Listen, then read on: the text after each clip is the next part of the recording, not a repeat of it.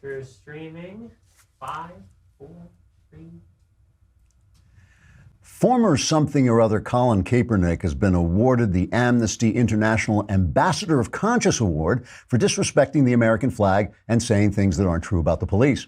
The unemployed Mr. Humperdinck accepted the award with a speech saying, quote, "Racialized oppression and dehumanization is woven into the very fabric of our nation, the effects of which can be seen in the lawful lynching of black and brown people by the police and the mass incarceration of black and brown lives in the prison industrial complex." When asked what he meant by that, the former Mr. Heffalump said he was referring to the fact that violent thugs get shot when they attack police officers and that the imprisonment of such thugs has led to the murder rate dropping 48% since 1980, thus saving many black lives. Mr. Whoop-de-Doop then dropped the award, which was recovered by San Francisco quarterback Jimmy Garoppolo, who ran with it for a touchdown. Trigger warning, I'm Andrew Klavan, and this is The Andrew Klavan Show. I feel hunky-dunky, life is tickety-boo. Birds are winging, also singing hunky-dunky-doo. Ship-shaped, tipsy-topsy, the world is zippity-zing. It's a wonderful day, hurrah, hooray! It makes me want to sing. Oh, hurrah, hooray! Oh, hooray, hurrah! All right, the Klavanless weekend is over at Hey, Drew, by the way, it's your 500th episode. Is it really? That's wow.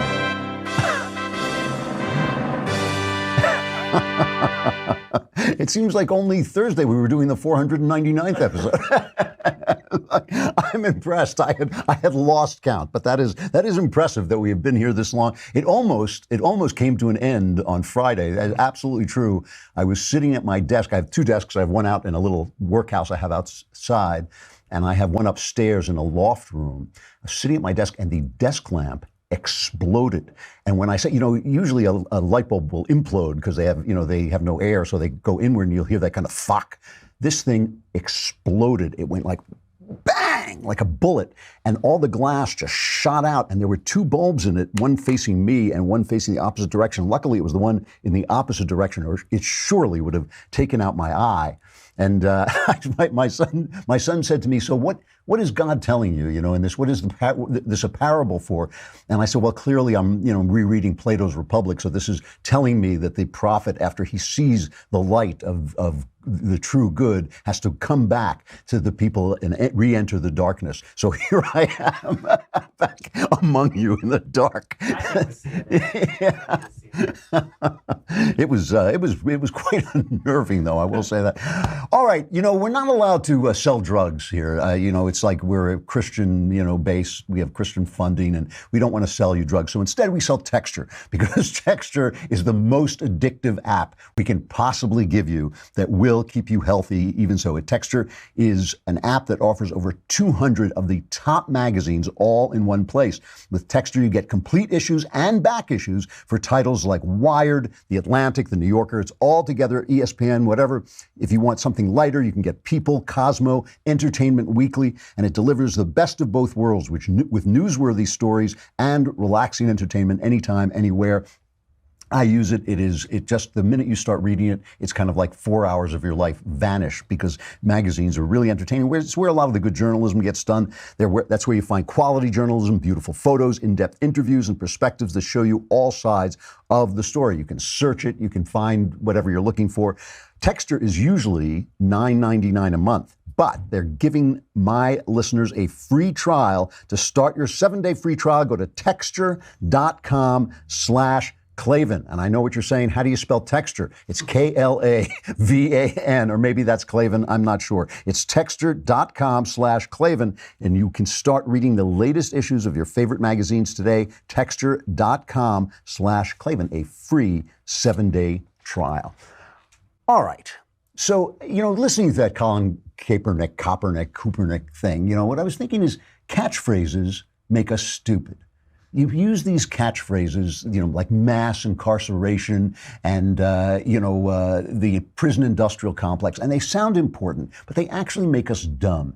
Back in the 80s, we had a crack epidemic in this country, and people were slaughtering each other in the streets. You could not walk outside in New York without risking getting your head blown off. They came up with this scientific way of policing neighborhoods called CompStat. They used it brilliantly. It resulted in a lot of arrests of a lot of bad guys, this zero tolerance policy where you say we're going to get rid of the minor crimes because minor crimes create neighborhoods in which major crimes take place. And a lot of people got incarcerated, and the murder rate dropped 48%. Now, that is a lot of lives that got saved since the 80s, which is now almost 40 years ago, right? So that's when you have a murder rate dropping by half, essentially over 40 years, you're going to save a lot of black lives. So if you said to me, that was great, we solved that problem, but imprisoning people is a blunt instrument. It takes men away from their families. It takes men out of the neighborhood. Maybe we can find some other ways of doing this. Then we would have a discussion going on. But when you talk about mass incarceration, which sounds like the police just swept down and arrested people because of the color of their skin, which is absolute baloney. It's not a little baloney, it's absolute baloney. You can have those words come out and you sound important and you sound impressive, especially when they're giving you some idiotic award for doing something you shouldn't have done in the first place. But you're being stupid and you're making yourself stupid and you're selling stupidity. The same thing goes for transgender people. If you said to me, masculine and feminine traits are distributed in such a way that men have more masculine traits and women have more feminine traits, but every now and again you get somebody who's on the other side of that spectrum and it's uncomfortable and it's unpleasant and they get bullied and it's unhappy. Maybe there's something we can do about that.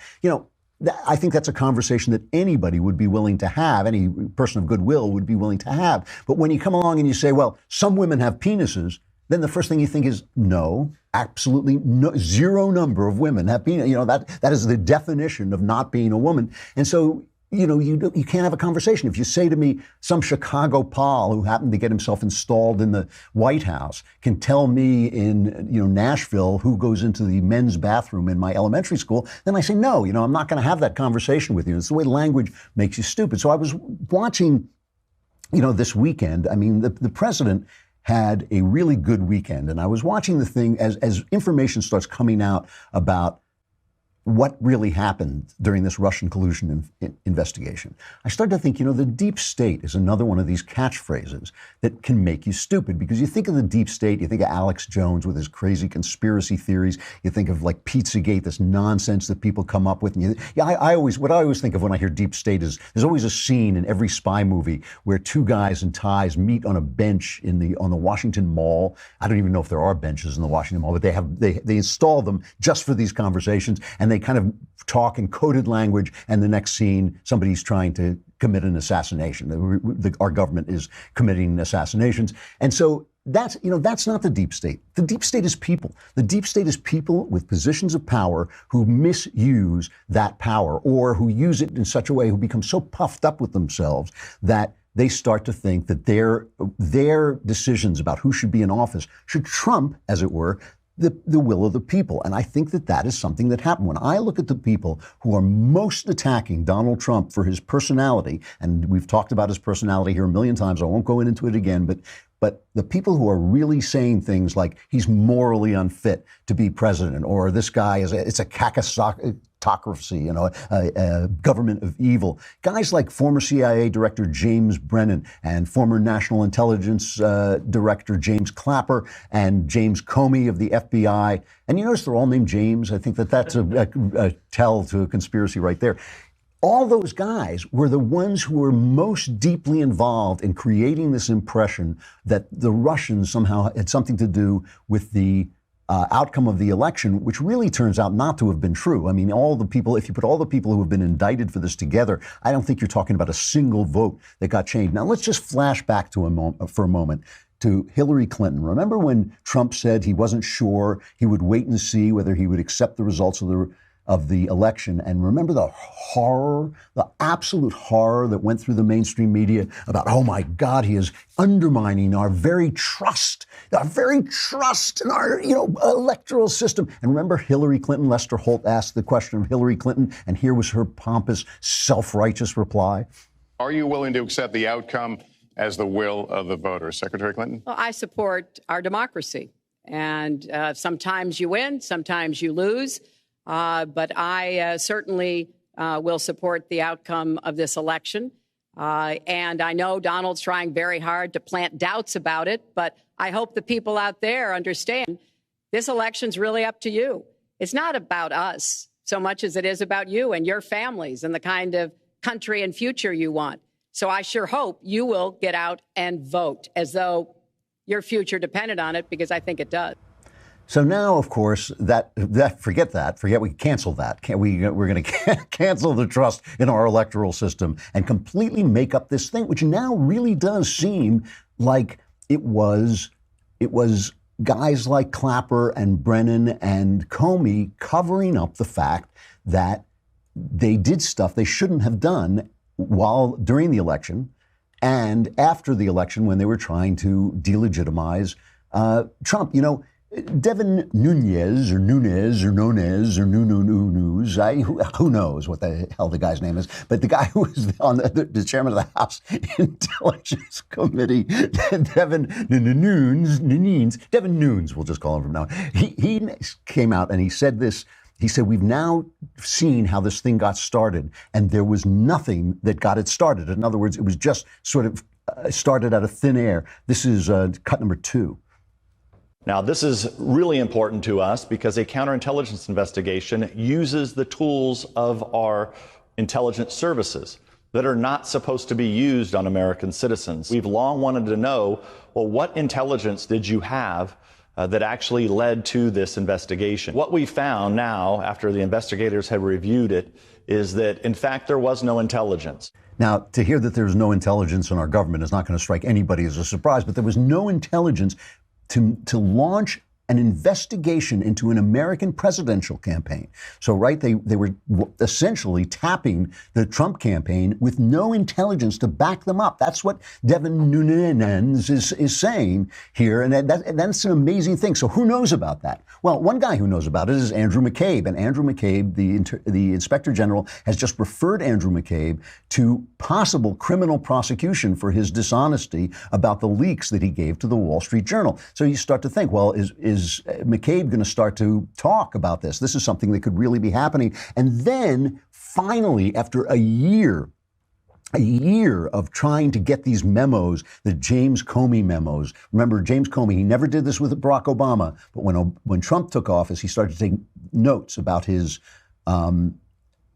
meetings with Trump, some of which he then leaked in order to spur this special counsel investigation. So that, again, is a movement by a law officer to spark a special counsel investigation by leaking what might have been classified information, certainly before Congress could get to look at these memos. But now the memos say, and some of this is coming from Molly Hemingway, who is indeed a Trump partisan, but she's also incredibly smart and incisive and sees these things in a very clear way, and also sees Trump in a very clear way, even though she supports him. She's writing over, obviously, at The Federalist. But she points out that in these memos of these records of these meetings that Comey had, it was the former director of national intelligence, James Clapper, who is now a CNN national security analyst, right, and a very big anti-Trumper. Clapper sent Comey in, according to these memos, Clapper sent Comey in to brief Trump on this Steele dossier about the urinating Russian prostitutes, which I think should be a rock band, right? Urinating Russian prostitutes. It sounds like something. Never mind. I'm sorry. That just my mind strayed there for a minute. But all right. So he goes in and he briefs Trump on this, and he says, CNN is looking for a news hook. They have this, and they're looking for a news hook to put this out there, right? And then suddenly, like the next day, this is a small meeting, CNN has the news hook. What's the news hook? The news hook is that Comey briefed Trump on the dossier at Clapper's insistence, and Clapper now is a CNN testament. One of the things that the House Intelligence Committee, Devin Nunes' committee, found out was that this is from their records. It's the former director of national intelligence, James Clapper, now a CNN national security analyst, provided inconsistent testimony to the committee about his contacts with the media, including CNN. So what Molly is saying is this was a setup. that Clapper sent, maybe Comey didn't know it was happening, but Clapper sent Comey in there to give his pals at CNN a reason to report this story, which is what people have been saying. So now, I mean, this stuff is all unraveling. It's pretty obvious. It's pretty obvious that Donald Trump was not on the phone, it seems to me. I mean, look, you can always find out new information. Robert Mueller may come up with new information. But as of this moment, the idea that Donald Trump was on the phone to Putin, and Putin is saying, I will get you elected. And this mattered to anybody, that we cared that they were taking out $100,000 worth of ads on Facebook, that really, skewed the election one way or the other. I mean, what skewed the election was Hillary Clinton was a dishonest, awful candidate, and she didn't go and campaign in the places where the deplorables were because she deplored them. That's what cost her the election.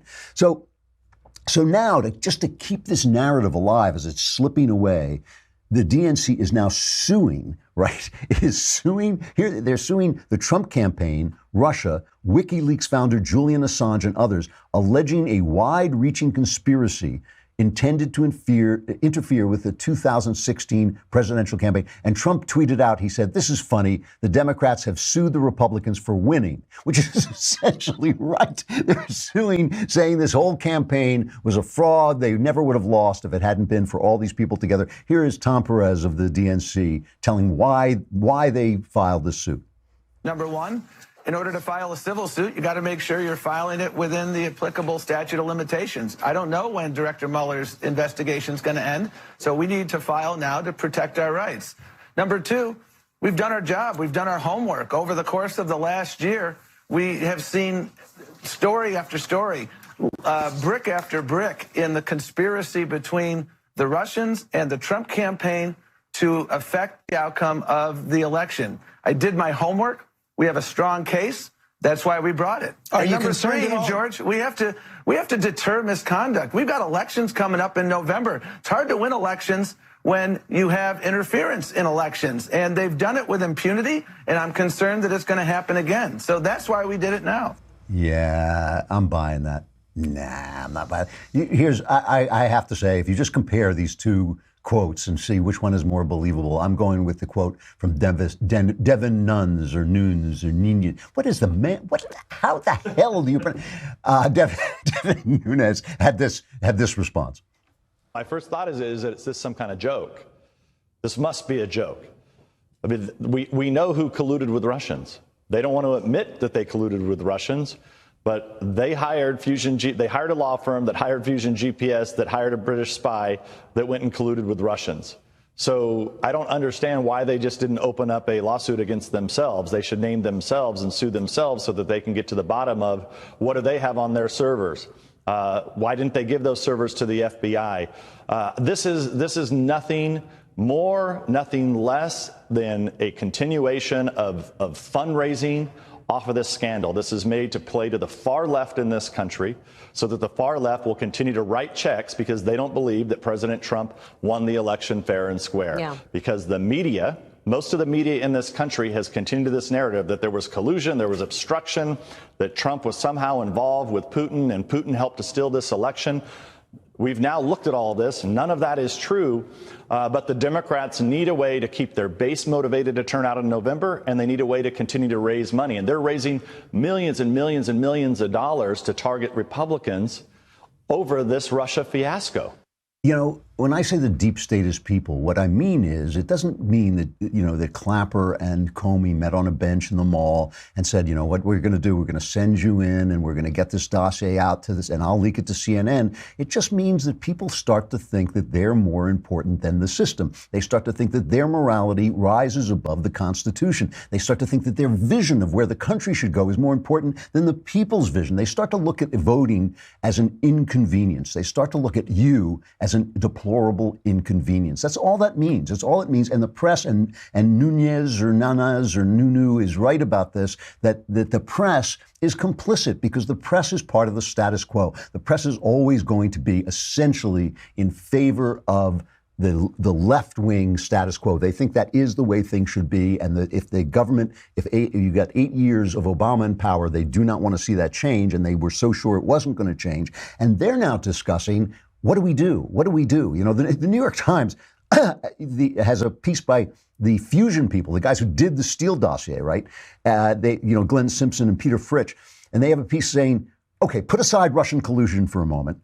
Press pause on possible presidential obstruction of justice. Forget Stormy Daniels. The most significant recent development involving the president may be that the special counsel Robert Mueller has subpoenaed Trump Organization business record. So it's like by whatever means necessary, we are going to get that guy. All right, we tried Stormy Daniels, we tried Russian collusion, we tried obstruction of justice. It's all fallen apart. But now we've raided Michael Cohen, and we're going to get at his business records, and we're going to get the sort of thing that somewhere along the line there must be some kind of thing that we can get him on.